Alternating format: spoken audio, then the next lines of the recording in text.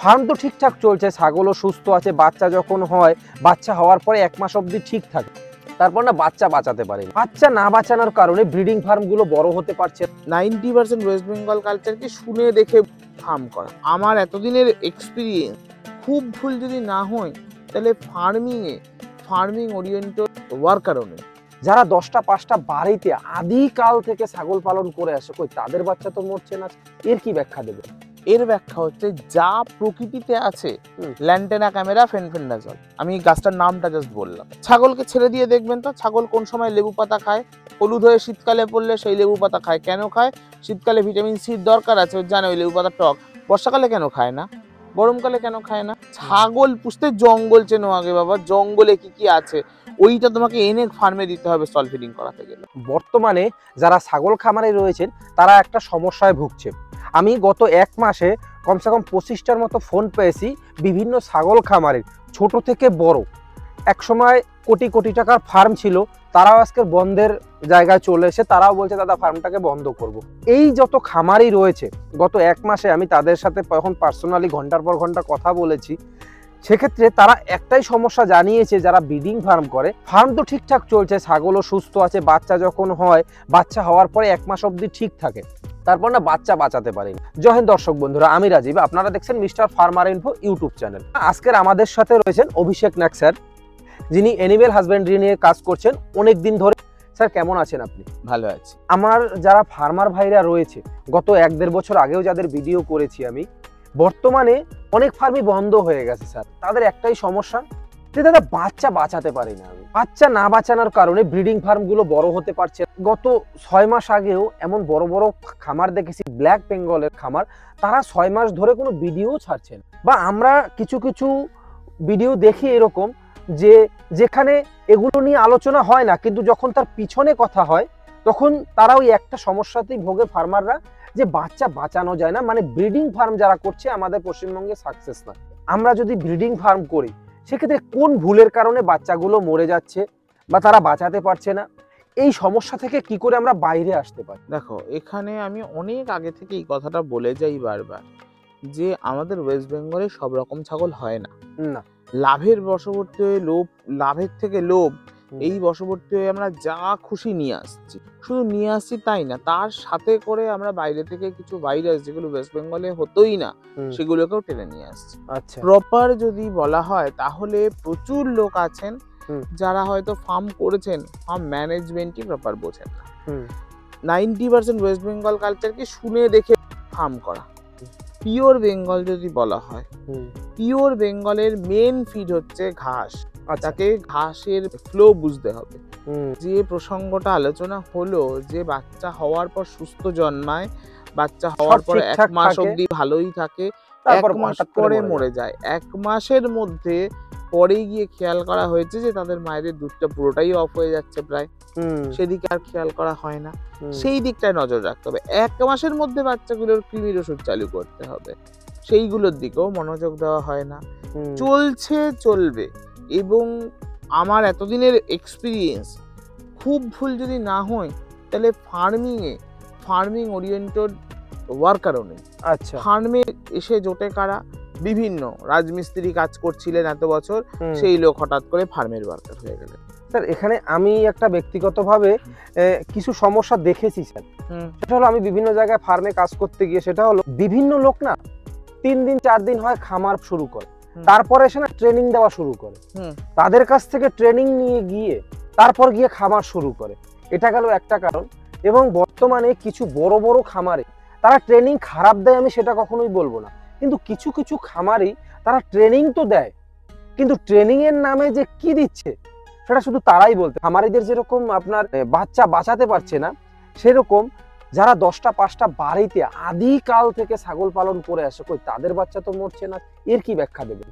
এর ব্যাখ্যা হচ্ছে যা প্রকৃতিতে আছে, ল্যান্টেনা ক্যামেরা ফেনফেন্ডাজল। আমি গাছটার নামটা জাস্ট বললাম। এটা একটা জংলা গাছ, প্রত্যেক জায়গায় হয় ওয়েস্ট বেঙ্গলে। ওর কোনোদিন আমি কোনো মানে লোকাল নাম বাংলা ডিকশনারিতে নাম পাইনি। আমি এটা সাইন্টিফিক সব জায়গায় একটা খুব কমন গাছ, খুব দুর্গন্ধ। এই গাছের প্রসঙ্গ এখানে আসলো কেন? যারা বাড়িতে বসে তারা 90% ছাগল চড়ায়। 99%? এই ছাগলগুলো চড়ে চড়ে গিয়ে খায়। হ্যাঁ, থানকুনি পাতা এবং গাঁদাল পাতা প্রপার হারে ফিমেলের মধ্যে, ওটাকে আমরা যদি সাইন্টিফিক্যালি বলি অক্সিক্লোনাজাইড। ও পেটে বাচ্চা থাকলে কৃমি মারতে পারে, পেটে বাচ্চা না থাকলে মারতে পারে না। এখানে আরেকটা কথা মনে পড়েছে স্যার, ছাগলে কি না খায় পাগলে কি না খায়। হ্যাঁ, ছাগলে দুনিয়া সব খায়। যদি একটা ছাগল ছেড়ে দেন, আজকে এখন এটা কলা বাগানের মধ্যে বসে আছি তো, কলা বাগান টাগান, লেবু বাগান, লেবু গাছ আছে, ছাগলকে ছেড়ে দিয়ে দেখবেন তো ছাগল কোন সময় লেবু পাতা খায়। হলুদ হয়ে শীতকালে পড়লে সেই লেবু পাতা খায়। কেন খায়?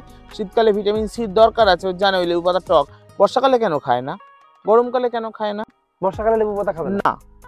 হোয়াইট মাউথ ডে ফ্লাওয়ার, এই একটা জংলা গাছের নাম বললাম, জংলা, এ কোনো ঘাস না, জংলা। আচ্ছা, এই গাছটাকে শীতকাল বাদ দিয়ে অন্য কোনো কালে খায় না। এইটা যারা ছাগল চড়ান তাদের যদি আজকে বলেন তাহলে এরা রিলেট করতে পারবে যে এরকম সত্যি এক এক সময় এক একটা খায়। এইটা বর্ষাকালে এত ঘাস, সেই সময় ছাগল কিন্তু রোগা হয়ে যায়। সব ঘাস খায় না, খায় না।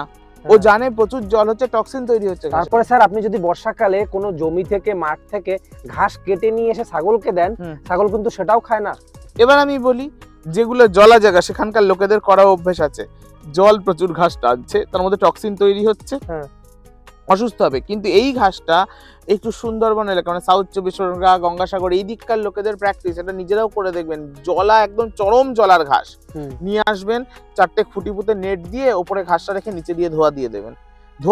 ধোয়া নেভাতে হবে না, ছাগল ছেড়ে দেবেন, ওই রোস্টেড বারবিকিউ এর মতো পাশ থেকে দেখবেন জলার ঘাসও খাবে। কেন? ওই হিটটা পেয়ে টক্সিনটা নষ্ট হয়ে যাচ্ছে, ও ভালো করে জানে সেটা। প্রাকৃতিক জীব, প্রাকৃতিক জীব। আমরা পড়ি কিরম ভাবে পড়ি, খুব প্র্যাকটিক্যাল বলি। ভুট্টা গাছে নিউট্রিশন আছে, নেপিয়াতে নিউট্রিশন আছে। ছাগল পুষতে জঙ্গল চেনো আগে বাবা, জঙ্গলে কি কি আছে ওইটা তোমাকে এনে ফার্মে দিতে হবে স্টল ফিডিং করাতে গেলে। আমি কখনো কোনো ট্রেনিং ইনস্টিটিউট, কোনো ট্রেনার, আমি তা কাউকে খারাপ বলবো না, কখনোই বলবো না। পড়ানোর ইচ্ছে জেগেছে, ঠিক পড়াক ভুল পড়াক, এটাতেই আমি অনেক ধন্যবাদ সবাইকে। পড়ানোর ইচ্ছে তো জেগেছে ভাই, এটার জন্যই। এবং ভুল শিখেছ, ঠিক শিখেছ, শেখার ইচ্ছে জেগেছে, এটার জন্যই ধন্যবাদ। আচ্ছা, তাহলে এই জন্যই মনে হয় আপনার যে যারা বাড়িতে 2-4টে পোষে তারা চড়িয়ে খাওয়ায়, ছাগলগুলো এই জন্য বেঁচে যায়। এইবার যারা স্টল ফিডিং এ যারা করছে, যারা নতুন নতুন চাষি আসছে, আমাদের মতো যুবকরা আজ থেকে 10 বছর আগে ছাগল পুষতো না। ছাগল পুষবো, কি বলবে লোক, এখন কিন্তু আসছে। কিন্তু তারা যখন আসছে স্বপ্ন দেখে, তাদের স্বপ্নটা কিন্তু ভেঙে যায়। তারা কি করে বাঁচবে স্যার? ব্যাপারটা হচ্ছে, আমি তুমি এত সুন্দর সেজে গুজে রয়েছি, ছাগল ফার্ম যদি আজকে খুব মনের ইচ্ছে ছাগল ফার্ম, আমি তো অলরেডি ফার্মার। আমাকে যদি বলো একটা ডেজিগনেশন প্রফেসরের পরে ফার্মার, অবশ্যই ওটা আমি আগে বসাতে প্রেফার করি। সব কখনো আমি ভেটেরিনারিয়ান লিখি না, আমি ফার্মার বলেই লিখি নিজেকে। তো সেই জায়গায় এতদিন আমাদের একটা কালচার হয়ে গেছিল ওয়েস্ট বেঙ্গলে সেজে গুজে অফিস যাবো, আজকে হঠাৎ করে তার টার্ন হচ্ছে ফার্মে ছাগল চড়ানোটা ভীষণ লজ্জার বিষয়। নিজের 1-2 বিঘা জমি আছে, সেখান থেকে ঘাস কেটে খাওয়া অত লজ্জার বিষয় না, ঘাসটা কেটে খাওয়াচ্ছি। এবং বোকার মতো আবার নেপিয়ার ভিতরে যে ঘাস হচ্ছে সেগুলোকে আবার আগাছা বলে তুলে ফেলে দিই, শুধু নেপিয়াটা খাওয়াই। তাহলে মাইক্রো নিউট্রিশনের অভাব হয়ে যাচ্ছে। এবং প্রচুর ভুলভাল কনসেপ্ট, বাইরের দেশের কনসেপ্ট, যে ছাগলকে সবসময় উপর দিকে রেখে দাও, মাটি ছুতে দিও না। আর্থিং এর গন্ডগোল পেলে সব ছাগলের প্রায় ইটি প্রবলেম হচ্ছে, নার্ভের রোগ হচ্ছে। আপনি তো আবার বলছেন মাচা পদ্ধতি, রাত্রে মাচা, দিনে তো দিতে হবে, মাটিতে দিতে তো হবে, না আর্থিং পাবে। মানে ইটের ফ্লোর থাকলেও হবে না। ইটের ফ্লোর হচ্ছে ন্যাচারাল, ইটও একটা আর্থিং জিনিস, ন্যাচারাল, সেটা পেতে পারে, কিন্তু পুরো কংক্রিট ফ্লোর করে দিলে হবে না। মায়েরা বড় প্রাণী এক জায়গা থেকে এক জায়গায় এসে ওয়েদার রেজিস্ট্যান্ট হয়ে যায় অনেক সময়। বাচ্চাগুলো হলে যতদিন ওর মায়ের দুধে ওকে গার্ড দিচ্ছে ও বেঁচে থাকে, যেই এবার প্রকৃতিতে ওকে ছেড়ে দেওয়া হলো, ওর ওয়েদার রেজিস্ট্যান্ট হয় না।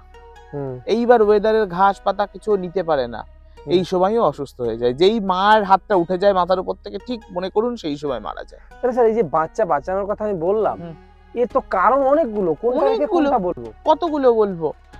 এটার হচ্ছে সঠিক শিক্ষা, খুব সত্যি কথা বলি, পড়াশোনা করা।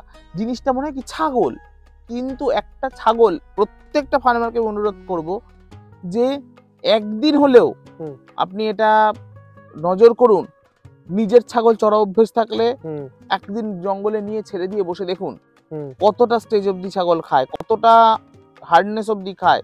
যেমন নেপিয়া গরুর জন্য বলা হয় একটা হাইট, ছাগলের জন্য আলাদা হাইট।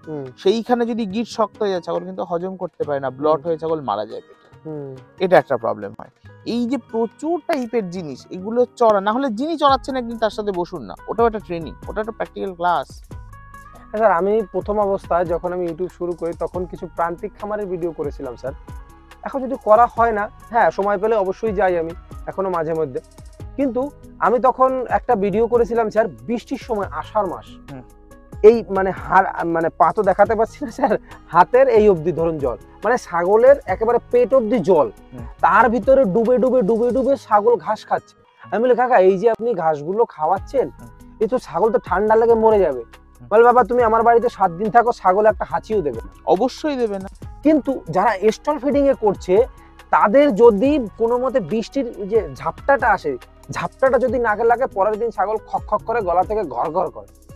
এবার এখানে একটা প্রসঙ্গ বলি, যে মানুষ স্নান কম করে তার কিন্তু এরম না যে তার ঠান্ডা কম লাগে।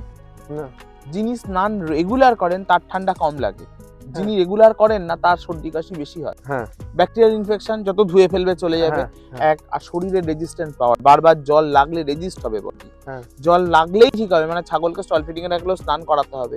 বৃষ্টি আসলো ঝাঁপ ফেলে দেবো, ঠান্ডা আসলো ঝাঁপ ফেলে দেবো, এই বললে হবে না। Weather adjust. যদি শিরোহী হয় তার ঠান্ডার সমস্যা নেই, ঠান্ডার গরম তার জন্য ভালো টাইম, তার সমস্যা বর্ষা, কারণ হিউমিডিটি সহ্য করতে পারে না শিরোহীতে, যেহেতু ওটা রাজস্থানের ব্রিড। আবার যদি আসো বেঙ্গল, তাহলে এর হচ্ছে শীতের সব থেকে সমস্যা, কারণ শরীরের তুলনায় পেটটা বড়, হার্ট যতটা তাপ তৈরি করে ও দুদিকের পেটে গিয়ে আর পৌঁছায় না। আচ্ছা, তো ওই জন্য পেটটা লম্বা বড়, চারিদিকে ছড়ানো, ওর সমস্যা শীত, ওর বর্ষায় সমস্যা নেই। ও তো জলা ঘাস খেতে পছন্দ করে, হিউমিড ওয়েদার ওর পছন্দের, ওর পছন্দ নেই। ওর বডি এরকম ঘামকে, যেরকম যদি বলা হয় তো শিরো, মানে বেঙ্গল ছাগলকে বারবার গায়ে হাত দিলে দেখবে হালকা একটা আঠা আঠা আঠা ভাব হয়, যত পরিষ্কার মানে ও ঘামায় বেশি। তো ওর হিউমিডিটিতে সমস্যা নেই, এই পার্টিকুলার ব্রিড ক্যারেক্টার। এইবার এই সমস্যা থেকে মানে কিছুটা হলেও বাঁচতে পারে কি করে খামারি, বাচ্চা বাঁচানোটা? প্রথম কথা, মায়ের দুধের ফ্লো এটা মেনটেন করো। ছাগল মানে জঙ্গল, এটা মেনটেন করো। যে জঙ্গল দিতে হবে, তুমি না জেনে যা খুশি জঙ্গল সিজনাল যা হয় সব এনে দাও। অন্তত একটা ছাগলকে 7.5 দিনের মধ্যে 50 গ্রাম জঙ্গল ঘাস দাও, এক, তবে দিতেই হবে, অফ হবে না, দিতেই। এটা ব্ল্যাক বেঙ্গলের ক্ষেত্রে, সব ছাগলের ক্ষেত্রে জঙ্গল ঘাস দিতেই হবে। শিরোহীরা একটু শুকিয়ে দিলে পছন্দ করে, যে কোনো জঙ্গল হোক, যেটা ওর খাওয়ার না সেটা বেঁচে বাদ দেবে, খাবে না, পরের দিন শিখে যাবে, তুমি আর এটা দিতে লাগে না। কারণ ছাগলকে যদি বিষ তুলে দাও গন্ধ শুকে খাবে না, তুমি শিখে যাবে যে এইটা দিতে হয় না। ছাগল ভীষণ চুজি, ভীষণ বুঝে খায়। এক, সেকেন্ডলি বায়ো অ্যাটমসফিয়ার 90% ঘর, মানে আমার প্র্যাকটিক্যাল এক্সপিরিয়েন্সে প্রচুর আমাকে গভর্নমেন্ট থেকে ভিজিট করতে হয়, স্বনির্ভর গোষ্ঠী এই সেই এগুলো, এর সেদিনও গেছিলাম ভিজিট করতে। 90% ঘর লোকে ভুল করে। আমার জায়গা, আমার ঘর জানলা থেকে এখানে দেখতে সুবিধা, আমি বলে তো কিছু হয় না। এটা বলো ফার্মারদের, তাহলে ফার্মাররা এখন না খুব বেশি ওষুধের উপর ডিপেন্ডেন্ট হয়ে গেছে। সেটাকে সরাও, ন্যাচারালিতে আসো। ক্রস ব্রিড করে 90% বেঙ্গল করে চেঁচামেচি করা হয়, আদৌ বেঙ্গল না। প্রচুর ছাগল আমি এরকম পাই, বেঙ্গল নয়। এই ক্রস ব্রিড হাঁটাও, আগে নিজেদের প্রপার ব্রিড, বড় জাত পোষার ইচ্ছা হয় শিরোহী পোষো, অনেক বড় হয়, পোষো বিটেল পোষো, অনেক দুধ হয়। বেঙ্গল পুষলে দুধ পাবে না, অল্পই দুধ হবে, কিন্তু ওইটুকু দুধে ওর বাচ্চা মানুষ হয়েছে। আচ্ছা স্যার, তাহলে আমরা প্রথমে বাঁচার উপায় পেলাম, যদি বাচ্চা আমাকে বাঁচাতে হয়, যে কোনো ছাগল হোক না কেন, জঙ্গল ঘাস একবেলা দিতে হবে, এতে হয়তোবা 20% বাঁচতে পারে। আর দ্বিতীয়ত বাচ্চার জন্ম থেকে যেন মিল্ক ফ্লো ঠিক থাকে, তাতে মাকে যা সাপ্লিমেন্টারি দেওয়ার দিতে হবে, 1 মাসের মধ্যে বাচ্চাকে কৃমির ওষুধ চালু করতে হবে, 1 মাসের ভিতর চালু করতে হবে। আর ছায়া ছাগলের জন্য নয়, মানে ছাগল রোদ লাগানোর, ভিটামিন ডি এর সমস্যা আছে। হ্যাঁ, কটকটে রোদ্দুর, যত খাখা করবে রোদ্দুর, মানে আমাদের কষ্ট হচ্ছে দেখে মনে হবে ওটা ওর জন্য আইডিয়াল জায়গা। কোনো বাগানের মধ্যেখানে, বাড়ির চারিদিকে গাছপালা, সেগুলোর মধ্যেখানে এগুলো কিন্তু হবে। তো কন্টামিনেশন হয়, মুরগি থাকলে সেখানে ছাগল হবে না, এইরকম কন্টামিনেশন আছে, সেগুলো টোটাল ফার্মারকে শেখা দরকার, জানো। দর্শক বন্ধুরা, আপনাদেরকে জানালাম যারা এই সমস্যাগুলো নিয়ে ভুগছেন, হ্যাঁ অনেকেই ভুগছেন, যারা ছাগল খামারে এই সমস্যাটা নিয়ে ভুগছেন যে বাচ্চা মারা যায়। যে আমার কাছে যতটা রিপোর্ট আছে, গত 1 মাস আমি প্রায় 25টা ফোন রিসিভ করেছি, শুধু এই বাচ্চা মরে যায়, এবং তারা অনেক টপ লেভেলের ফার্মার, অনেক বড় বড় লেভেলের ফার্মার, তারা এই সমস্যাটাই ভুগছে। যাই হোক দর্শক বন্ধুরা, আশা করি আপনাদের ভিডিওটা ভালো লেগেছে, কিছু একটা হয়তোবা জানতে পেরেছেন, স্যার আপনাদেরকে হয়তোবা বোঝাতে পেরেছে। কিন্তু পরিশেষে একটাই কথা বলবো, ছাগল ফার্ম করুন, গরুর ফার্ম করুন, বা বর্তমান যুগে আপনি যে কোনো ফার্মিং করুন না কেন, পড়াশোনাটা আগে জরুরি। ঠিকঠাকভাবে জানুন, নাহলে কোনো এক্সপার্টের সহযোগিতা নিন, সঠিক জায়গা থেকে ট্রেনিং নিন, সঠিক চিকিৎসাটা জানুন, ছাগল কিভাবে তৈরি করতে হবে সেটাকে শিখুন। তাহলে আমার মনে হয় আপনারা অনেক সাকসেসফুলিভাবে ফার্মটাকে এগিয়ে নিয়ে যেতে পারবেন। যাই হোক দর্শক বন্ধুরা, ভালো থাকবেন সবাই, দেখা হবে কোনো নতুন ভিডিওতে, কোনো নতুন ফার্মিং নিয়ে, কোনো নতুন খামারের সাথে।